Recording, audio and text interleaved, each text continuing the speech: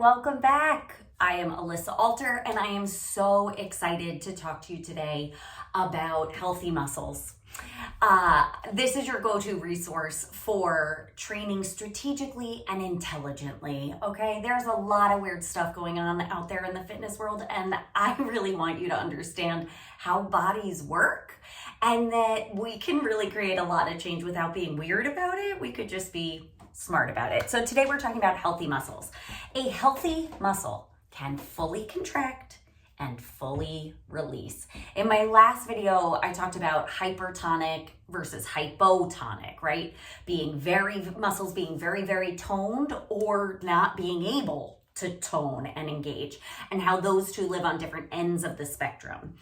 And how a healthy muscle really exists in the middle with the ability to become toned and to let that go, to release, to relax, to lengthen.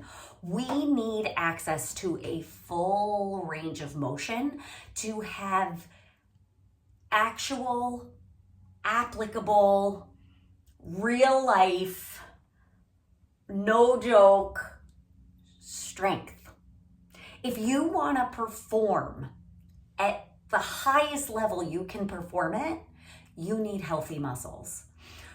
There's just so much confusing messaging around this, and we work and get tight and then think, oh, we just gotta stretch, passively stretch. And I don't have anything against passive stretching. It has its place. But if we're really gonna train your body to be capable and functional for your whole life, to keep doing whatever you want to do with your body, we need muscles that can fully contract and fully release, okay? So here's the thing. I'm going to give you a couple of examples because we think, I spoke about this in the last video. If we lift a ton of weights, we get really strong because you'll see your muscles change. You'll see the adaptations, and these are things that as a society, we have all agreed this is the ideal. Musculoskeletally, like on the more just like functional side of things, yes, having muscle mass makes you capable, right? It's great for your bone density. It's great for, it keeps your metabolism working, which I think of that as digestion so that you're pooping well, because how good does that feel, right? And how bad does it feel when you're not pooping well, right? And we want your body to be able to, if you're jumping on the trampoline one day, but then you want to ride bikes another day, you want to play baseball, you want to go for a run, you want to wrestle with your kids or your lover, you want to do whatever it is you want to do, hike a mountain with like crampons, great. You need healthy muscles that can fully contract and fully release. Okay, so if we're looking to build functional, real life, applicable, high-performing strength, right? So that we avoid injury, we can keep moving forever, we're pooping like a dream, okay? One of the best ways to do that is active stretching. How do we actively stretch a muscle? There are a variety of ways, but one of the best ways to do it is to work your opposing muscle. What? Okay, so in the next couple of videos, I'm gonna address like shoulders, hips. If there's a body part you want me to focus on, leave a comment. Reach out to me, I'm happy to help. But so if you're really rounded and your shoulders are really tight this way, you can't open your chest. Yes, I love like the stretch in a doorway where you just open this up. I love that, and that will give you relief in this moment. But then when you go about your life, your body still has this movement pattern, you're gonna fall right back into it. So you know what one of the best things to do is? Strengthen the opposite. The backs of your shoulders, your shoulder blades, your upper back, your rhomboids, all of that stuff. Not your shoulders up to your ears, but having your shoulder blades live on the back of your rib cage, because when you're rounded, they're on the side of your rib cage.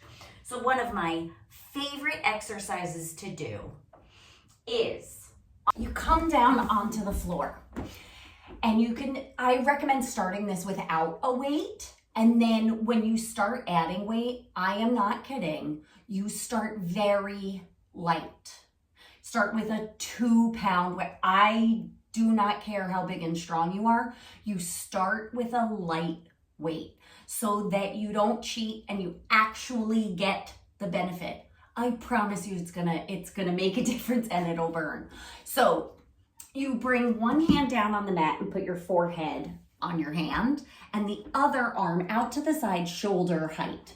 And then you turn your thumb up to the ceiling. So as you're resting here, you can rest your palm down and you feel how that helps roll the shoulder forward, right? Which is the opposite. That's what your body's really good at.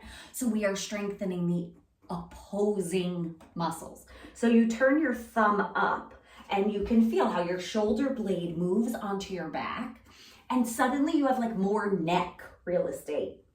From there, you keep your shoulder blade on the back of your rib cage. You keep your neck long and you just lift your thumb up to the ceiling and hold for 10, 9, 8, 7, 6, 5, 4, 3, 2, 1, and lower down.